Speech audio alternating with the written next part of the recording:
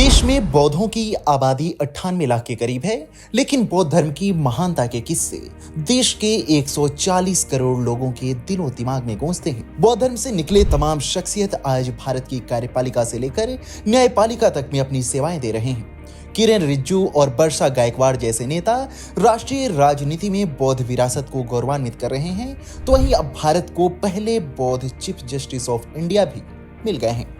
जी हां, 13 मई 2025 को भारतीय न्यायपालिका के इतिहास में एक स्वर्णिम अध्याय जुड़ा, जब जस्टिस भूषण रामकृष्ण गवई यानी BR गवई ने देश के 52वें मुख्य न्यायाधीश के रूप में शपथ ग्रहण की।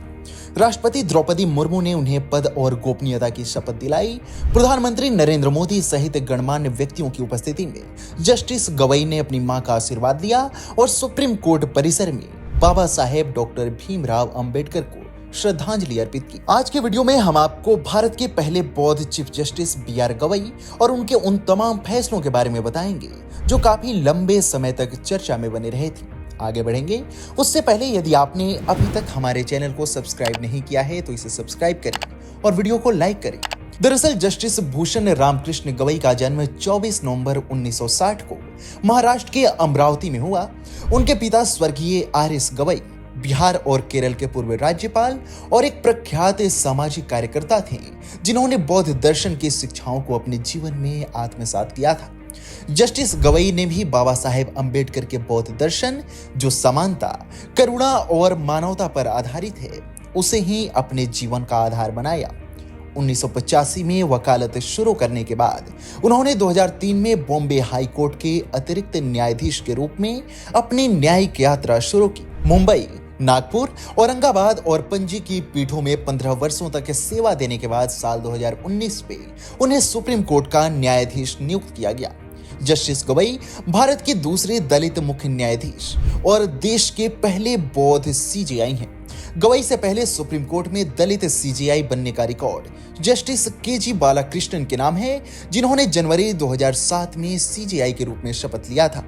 अब शपथ के साथ ही जस्टिस गवई का कार्यकाल शुरू हो चुका है और 23 दिसंबर 2025 तक वह 6 महीने तक पद पर बने रहेंगे। शपथ ग्रहण समारोह में उनकी मां का आशीर्वाद और बाबा साहेब को श्रद्धांजलि अर्पित करना उनके बौद्ध मूल्यों के प्रति समर्पण को दर्शाता है। हालांकि उनके सामने सबसे बड़ी चुनौती राष्ट्रपति द्रौपदी मुर्मू द्वारा अनुच्छेद 143(1) के तहत सुप्रीम कोर्ट से पूछे गए उन 14 सवालों का जवाब देना है, जिसे लेकर न्यायपालिका और कार्यपालिका के बीच कोल्ड वार चल रहा है। जैसा कि आप जानते होंगे कि तमिलनाडु सरकार से जुड़ी एक याचिका की सुनवाई करते हुए सुप्रीम कोर्ट की ओर से हाल ही में एक फैसला सुनाया गया, जिसमें कोर्ट ने राष्ट्रपति और राज्यपाल के लिए विधेयकों पर फैसला लेने हेतु 3 महीने की समय सीमा तय की थी। कोर्ट के इन फैसलों पर जमकर बवाल मचा और यह कहा गया कि सुप्रीम कोर्ट राष्ट्रपति के पावर को कुचलने में लगा है। उसके बाद राष्ट्रपति की ओर से सुप्रीम कोर्ट से 14 सवाल पूछे गए। राष्ट्रपति की ओर से पूछा गया कि क्या अदालत विधानसभाओं द्वारा पारित विधेयक पर मंजूरी देने के लिए राष्ट्रपति और राज्यपालों के लिए समय सीमा तय कर सकती है। संविधान में ऐसी कोई स्पष्ट व्यवस्था न होने के कारण राष्ट्रपति ने इस मुद्दे पर सुप्रीम कोर्ट की राय मांगी है। अब राष्ट्रपति के इस सवाल का जवाब CJI BR गवई की ओर से दिया जाना है। जस्टिस गवई को इस मामले में एक संविधान पीठ का गठन करना होगा, जो कार्यपालिका, विधायिका और न्यायपालिका के बीच संतुलन को बनाए रखे। साथ ही भारतीय संविधान बौद्ध दर्शन की समता और धर्म की भावना के साथ उसे स्थापित करे। बौद्ध धर्म से आने वाले BR गवई के लिए यह सुनहरा अवसर है कि वे भारतीय संविधान को ध्यान में रखते हुए बौद्ध शिक्षाओं को आधार बनाकर भारतीय लोकतंत्र को और सशक्त कर सकते हैं। आपको बता दें कि जस्टिस गवई की अध्यक्षता में सुप्रीम कोर्ट ने कई महत्वपूर्ण फैसले दिए हैं। इनमें साल 2016 के नोटबंदी फैसले को मंजूरी देना एक प्रमुख निर्णय था। 5 जजों की पीठ ने 4-1 के बहुमत से सरकार के नोटबंदी के फैसले को समर्थन दिया था। इसे काले धन और आतंकवादी फंडिंग पर अंकुश लगाने का एक कदम माना गया। जस्टिस गवई की बेंच ने बुलडोजर कार्रवाई के खिलाफ भी महत्वपूर्ण आदेश दिए। साल 2024 में उन्होंने और जस्टिस KV विश्वनाथन ने कहा कि किसी व्यक्ति की संपत्ति को सिर्फ आरोप या दोषी ठहराए जाने के आधार पर ध्वस्त करना असंवैधानिक है। उन्होंने यह भी आदेश दिया कि कोई भी ऐसी कार्रवाई कानूनी प्रक्रिया के बिना नहीं की जा सकती और यदि ऐसा होता है तो संबंधित अधिकारी जिम्मेदार होंगे। इसके अलावा साल 2022 में जस्टिस गवई की बेंच ने 30 वर्षों से ज्यादा समय से जेल में बंद राजीव गांधी की हत्या के दोषियों को रिहा करने का आदेश दिया। यह निर्णय तमिलनाडु सरकार की सिफारिश पर राज्यपाल द्वारा अनदेखा किए जाने के बाद लिया गया था।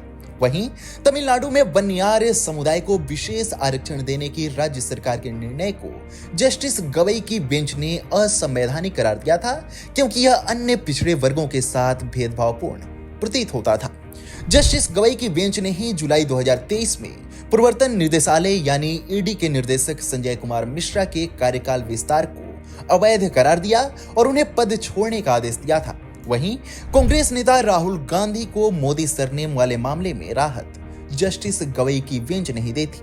इसके अलावा जस्टिस गवई ने सामाजिक कार्यकर्ता तीस्ता सीतलवाड़ को जमानत दी और दिल्ली शराब घोटाले में दिल्ली के पूर्व उप मुख्यमंत्री मनीष सिसोदिया और बीआरएस नेता के कविता को भी जमानत दी थी।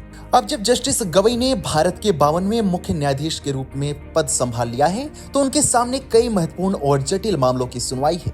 उनका कार्यकाल 6 महीने का है, लेकिन उनके द्वारा लिए गए फैसले भारतीय न्यायपालिका के भविष्य को आकार देने में अहम भूमिका निभा सकते हैं। राष्ट्रपति के सवालों का जवाब देना और कार्यपालिका न्यायपालिका के बीच संतुलन बनाना उनकी सबसे बड़ी चुनौती है। उनकी नेतृत्व क्षमता और संविधान के प्रति उनकी प्रतिबद्धता को देखते हुए यह कहना गलत नहीं होगा कि वे न्यायपालिका को नए ऊंचाइयों तक पहुंचाने में महत्वपूर्ण भूमिका निभाएंगे। जस्टिस गवई पर आपके क्या विचार हैं? हमें कमेंट सेक्शन में जरूर बताएं।